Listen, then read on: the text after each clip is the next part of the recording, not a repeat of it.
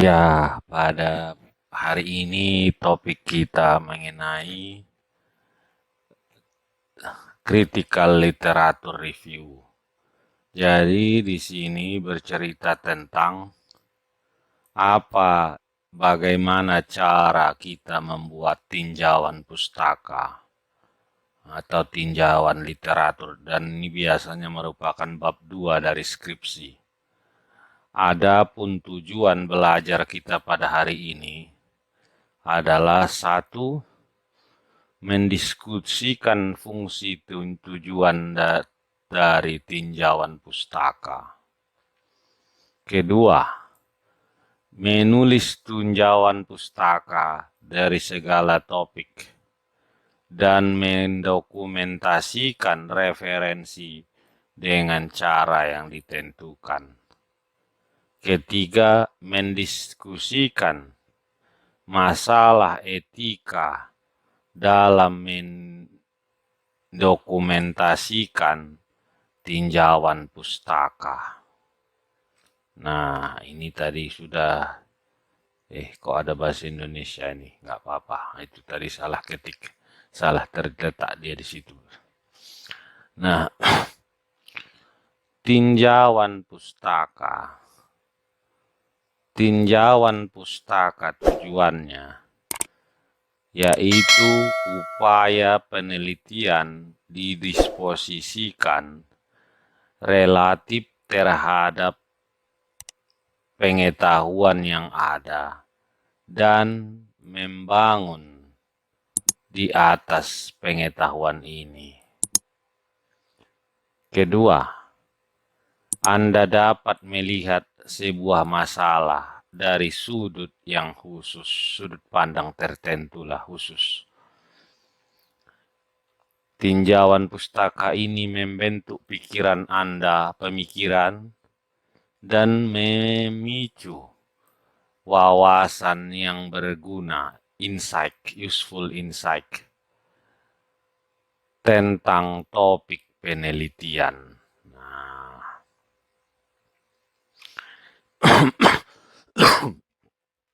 ketiga,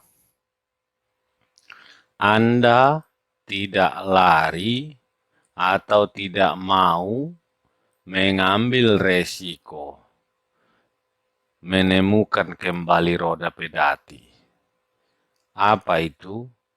Menyia-nyiakan upaya untuk mencoba menemukan kembali yang is already known, yang sudah diketahui. Nah, nomor 4.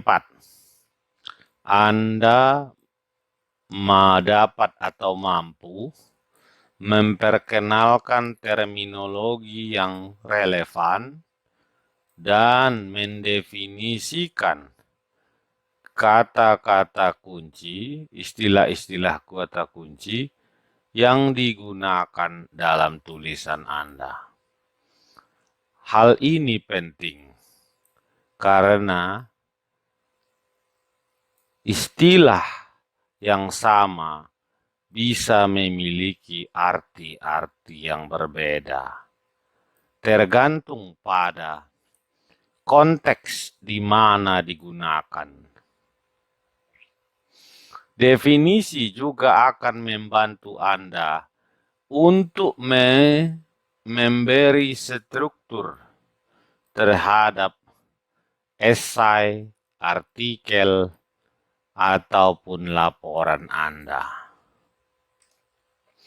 Nomor 5. Anda memperoleh wawasan yang bermanfaat atau berguna tentang metode penelitian yang telah digunakan orang lain untuk memberikan jawaban yang sama terhadap pertanyaan penelitian. Knowledge, pengetahuan tentang metode penelitian digunakan oleh orang lain memungkinkan Anda untuk mereplikasi penelitian yang ada, yang akan membantu Anda untuk menghubungkan your research finding, temuan penelitian Anda dengan temuan penelitian lainnya. Keenam, usaha penelitian atau upaya penelitian dapat dikontekstualisasikan dalam debat akademis yang lebih luas. Dengan kata lain, memungkinkan Anda menghubungkan temuan Anda dengan temuan orang lain. Jadi itulah ada 5 ya. Sebenarnya apa gunanya? Pertama, ya kita lihat ini menunjukkan bahwa penelitian kita itu dibangun atas pengetahuan. Kedua, bisa kita memandang dari sudut pandang yang tertentu dengan adanya pengetahuan dari tinjauan pustaka. Ketiga, untuk menghindari penelitian yang sia-sia. Keempat, memudahkan kita memahami karena kita paham definisi maupun kata-kata kunci penelitian kita. Kelima adalah kita dapat mereplikasi penelitian orang lain, ya, mereplikasi penelitian orang lain dan membantu kita dengan waktu melaksanakan penelitian kita itu. Terakhir, nomor 6, bisa kita bandingkan hasil kita dengan hasil penelitian orang lain. Nah, sekarang macam mana kita mencari tinjauan pustaka? Pertama, tinjauan pustaka diperoleh dari textbook. Ya, buku-buku. Ini yang banyak ya, tapi sekarang ini orang lebih cenderung kepada nomor 2 ini, jurnal. Kenapa seperti itu? Karena jurnal bisa terbit dalam waktu yang singkat. Buku kadang-kadang membutuhkan waktu yang lama. Makanya perkembangan buku-buku baru lebih lambat dibanding dengan perkembangan jurnal-jurnal yang ada. Sehingga penelitian saat ini lebih cenderung menggunakan jurnal sebagai bahan tinjauan pustakanya. Nah, yang ketiga, apa itu? Tesis atau skripsi yang lama-lama. Di sini kita bisa mengutip skripsi yang lama-lama, khususnya ya memudahkan kita, memberikan kita ide-ide ya. Kenapa? Minimal kita ada ide ataupun masukan mengenai apa judul skripsi kita. Yang keempat adalah conference proceeding. Nah, conference proceeding ini artinya proceeding konferensi. Jadi ini apa namanya? Ada konferensi ilmiah, tulisan-tulisan peserta dikumpulkan, disebutlah itu proceeding. Jadi itu sering dilakukan ya. Jadi ini bisa juga kita sebagai acuan kita karena itu merupakan hasil-hasil penelitian orang lain. Yang kelima, unpublished manuscript. Ini naskah-naskah yang tidak dipublikasikan. Maksudnya apa? Banyak naskah penelitian yang tidak officially release, tidak resmi dikeluarkan, atau tidak resmi dicetak. Ya, banyak sekali catatan apa orang-orang yang meneliti itu dia tidak mempublikasikannya. tapi dia menjadi semacam catatan saja. Nah, yang keenam, laporan-laporan. Contohnya laporan mengenai jumlah penduduk, laporan pendapatan, dan sebagainya. Ketujuh, koran atau newspaper. Kedelapan, nah ini yang paling banyak. Internet. Nah, dari Google, dari mana-mana. Banyak ini kita pakai. Nah, setelah kita dapat sumbernya, yang mana mau kita pakai? Sekarang bagaimana cara mengutipnya?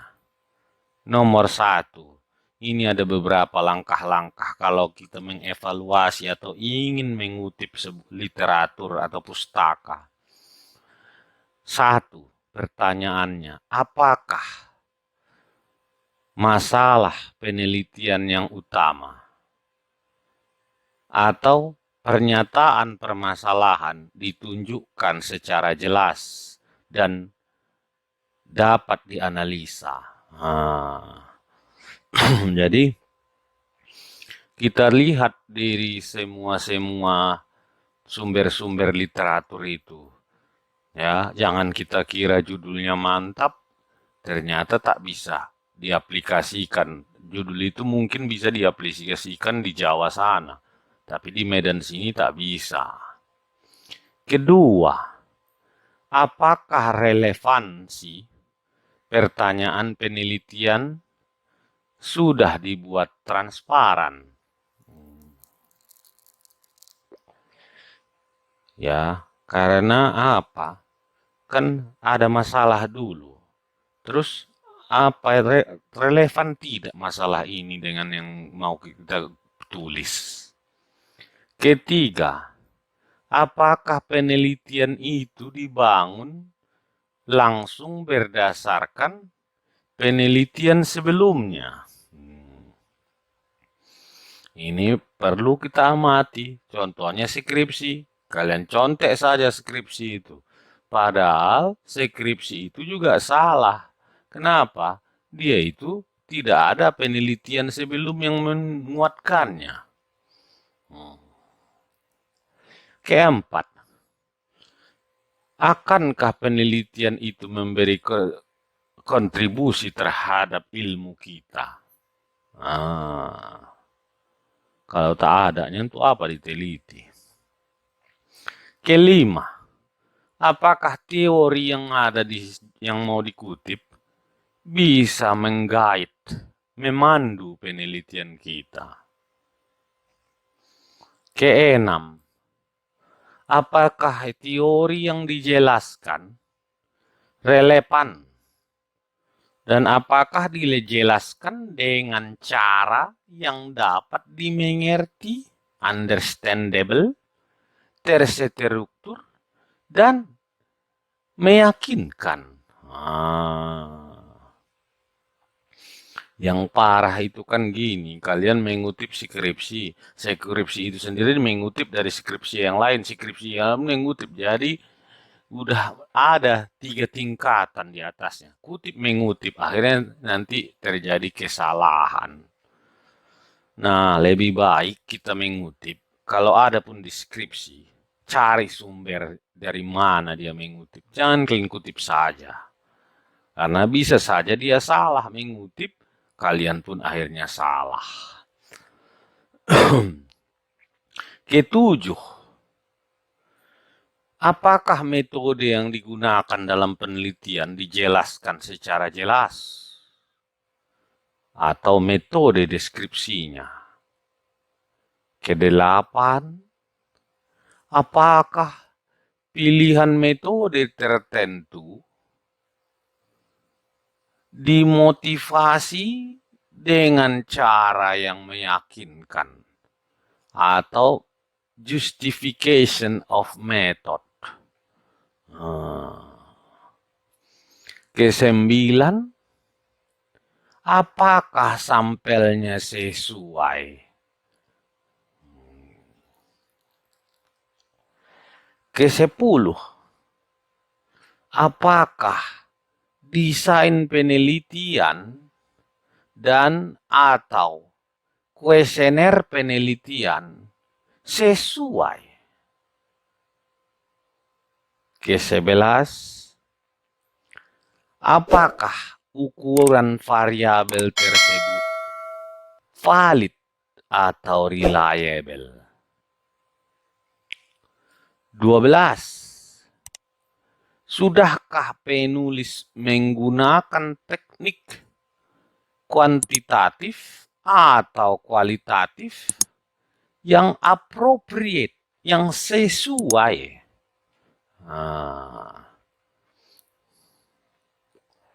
Hati-hati kita mengutip ya, banyak yang tak sesuai. 13, apakah kesimpulan dihasilkan dari temuan penelitian? Ini kadang yang sharing kadang lucu kalau aku lagi menguji. Temuan bukan dari hasil penelitian.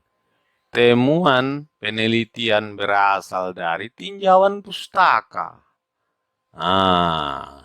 Hasilnya berbeda, tetapi dituliskan saja karena di tinjauan pustaka ada hasil penelitian yang seperti itu. Ya, harus tidak boleh seperti itulah.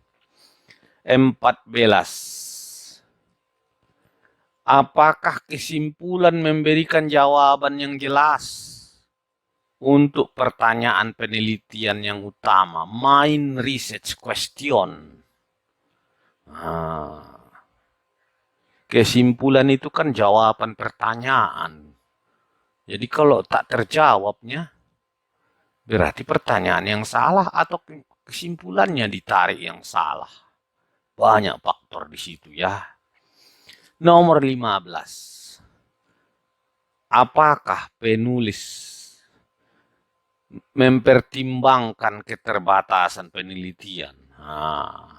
Jadi kita tahu juga, jangan kita ribak semuanya. Kita tengok, mirip judulnya. Tapi pas kita baca, di situ dia ada membilang terbatas. Ada pembatasan. Umpamanya, sampel hanya anak-anak anak-anak remaja. Tapi penelitian kita pakai untuk semua umur.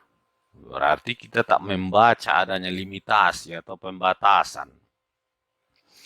Ke-16, sudahkah penulis mempresentasikan batasan dalam artikel penelitiannya? Ini jadi kita baca semua ya. Jangan kalian baca hanya abstraknya saja. Kalian tengok, ini sama tujuan penelitiannya. Kalian baca minimal bab 1, karena biasanya di bab 1 itu ada tujuan penelitian, ada batasan penelitian. Nah, sekarang setelah kita lihat-lihat yang mana, apakah dari 16 ini cocok untuk dijadikan literatur atau pustaka penelitian kita. Nah, bagaimana kita mendokumentasikan atau menyuntingnya? Mendokumentasikan tinjauan pustaka adalah penting untuk meyakinkan pembaca kita bahwa peneliti memiliki pengetahuan tentang bidang masalah dan telah melakukan pekerjaan penelitian pendahuluan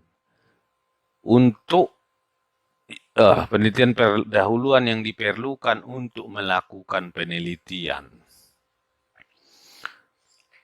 Ada beberapa metode yang diterima dalam mengutip citing, referensi dalam survei literatur, dan bagaimana cara menggunakan kutipan tersebut.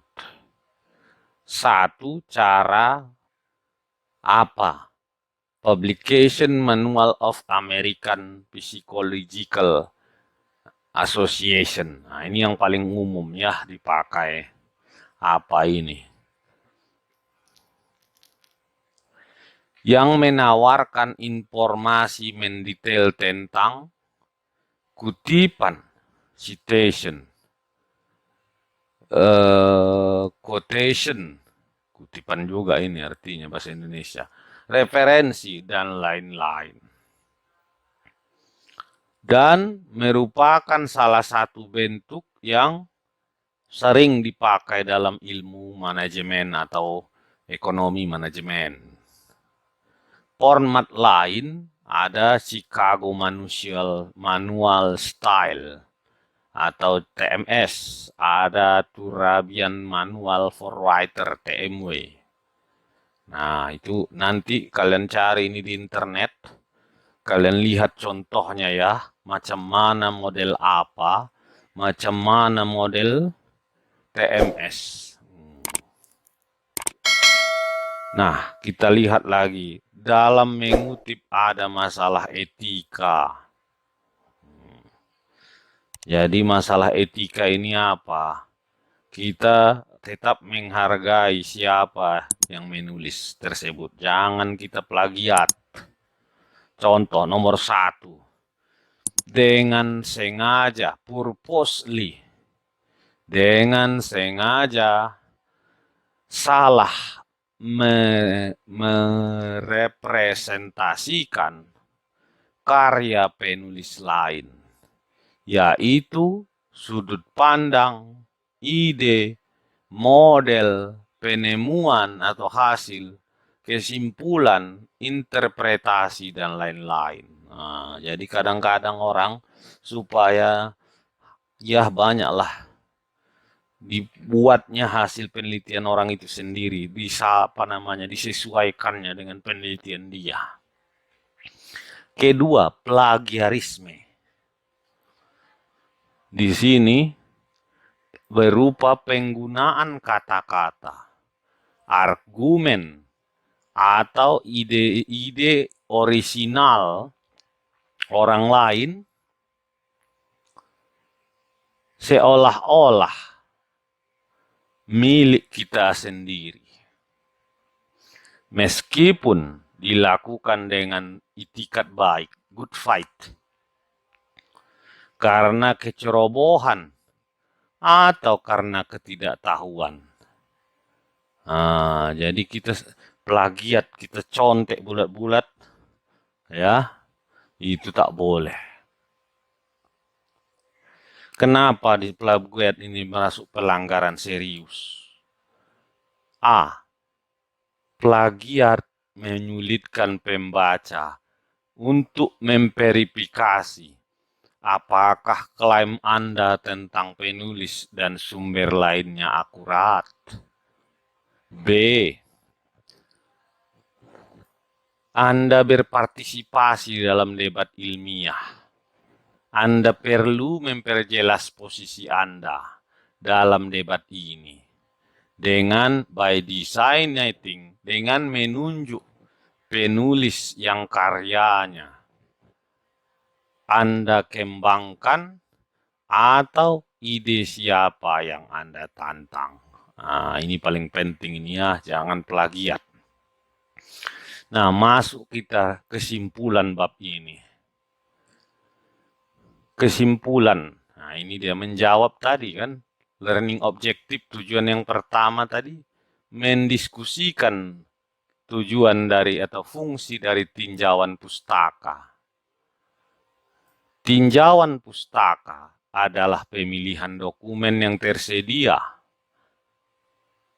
tentang suatu topik yang berisi informasi, ide, data, dan bukti yang ditulis dari sudut pandang tertentu untuk memenuhi tujuan tertentu atau mengungkapkan pandangan tertentu tentang sifat topik dan bagaimana topik itu akan diselidiki.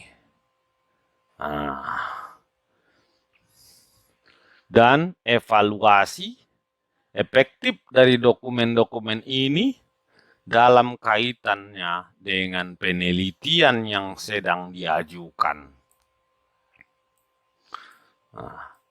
Tinjauan pustaka memastikan bahwa upaya penelitian diposisikan relatif terhadap pengetahuan yang ada, existing knowledge, dan dibangun atas pengetahuan ini.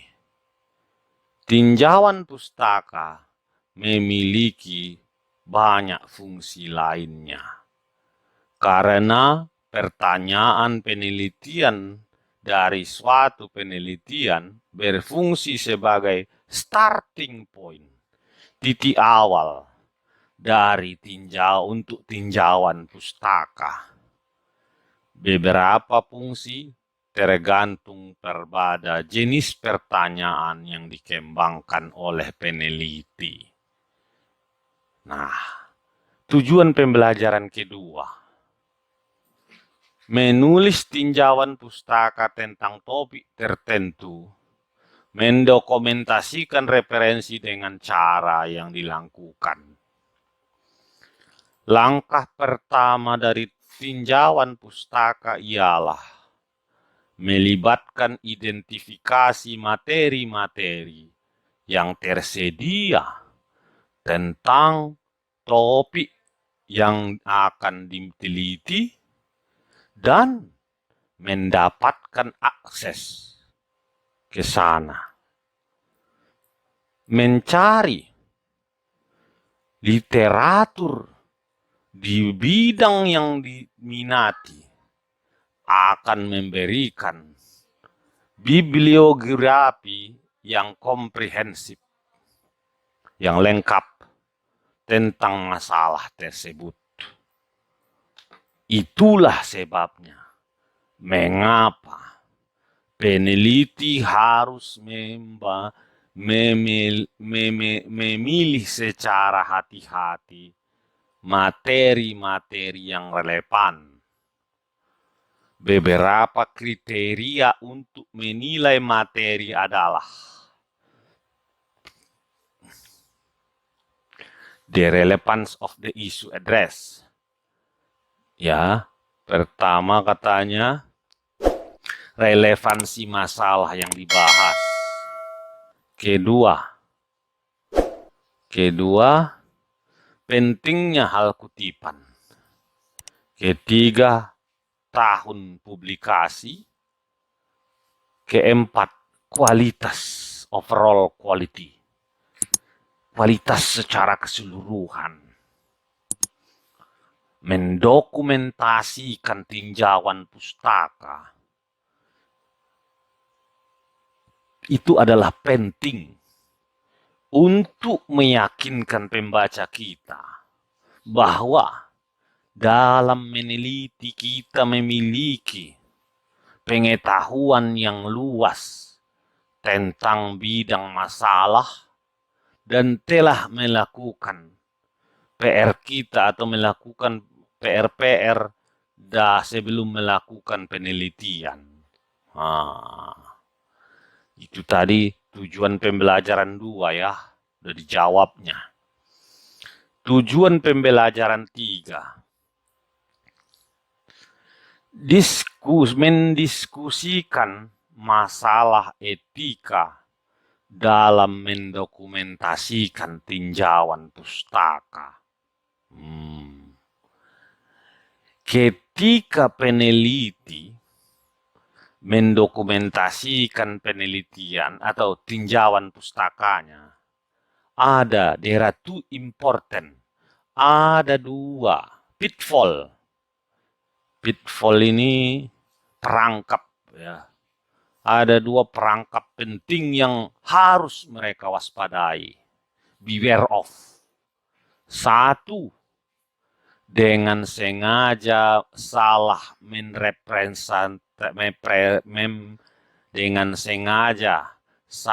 merepresentasikan hasil penelitian orang lain.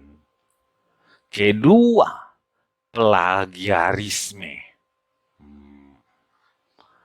Di sini artinya penggunaan kata-kata, argumen, ide seolah-olah milik sendiri. Walaupun tujuannya baik, tapi itikat baik, karena kecerobohan, karena ketidaktahuan. Kedua pitfall tadi, kedua perangkap itu, merepresentasikan karya orang lain dan plagiarisme dianggap fraud, penipuan. Jadi itu tadi ya, kalian baca tadi itu semua. Nah, sekarang soal latihan. Kalian kerjakan ya, jangan tak kalian kerjakan.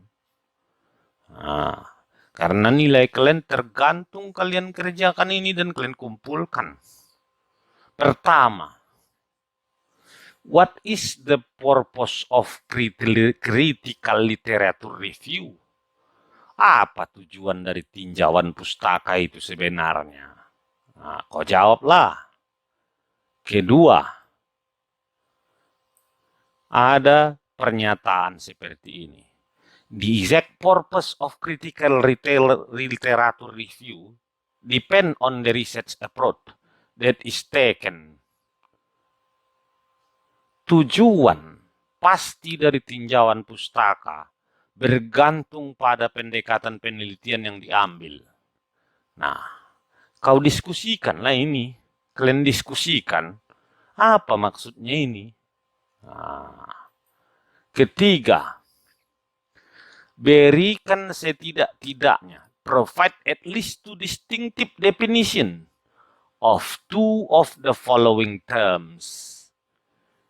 Coba kalian kasih dua definisi dari istilah-istilah berikut ini. Jadi satu istilah, dua definisinya.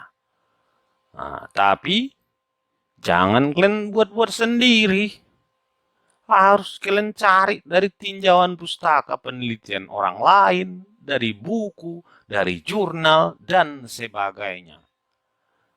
Ingat cara mengutip harus ada nama orang, ada judulnya, ada tahunnya, dan apalagi? Bukan. Kalau cara mengutip hanya nama orangnya dan tahun berapa ditulisnya. Nah, kecuali kalian mau bikin daftar pustaka.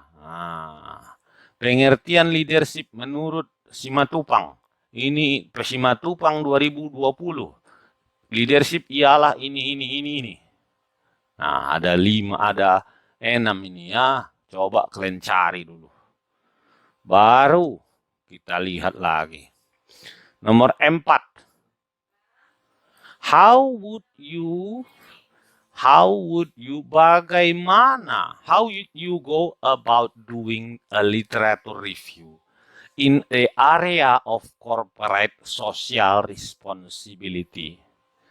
Bagaimana Anda akan melakukan tinjauan pustaka di bidang CSR, tanggung jawab sosial perusahaan? Berarti cobalah kalian cari-cari literatur review tentang CSR. Bagaimana caranya? Kelima, find two or more sources with contrasting viewpoint on the same issue. Temukan 2 atau lebih sumber-sumber dengan sudut pandang yang berbeda tentang masalah yang sama. Diskusikan apa perbedaannya utama dari sumber-sumber tersebut. Nomor 6. Setelah belajar dan mengekstraksi informasi, after studying and extracting information from all relevant work done previously, how does the researcher know which particular references, articles, and information should be given prominence in the literature review? Setelah belajar dan mengekstraksi informasi dari seluruh atau semua pekerjaan yang relevan yang dilakukan sebelumnya, bagaimana seorang peneliti mengetahui referensi, artikel dan informasi tertentu yang harus diperhatikan dalam tinjauan pustaka. Nah, itu semua kalian jawab ya, jangan malas-malas kalian semua. Itu sajalah dulu sampai hari ini.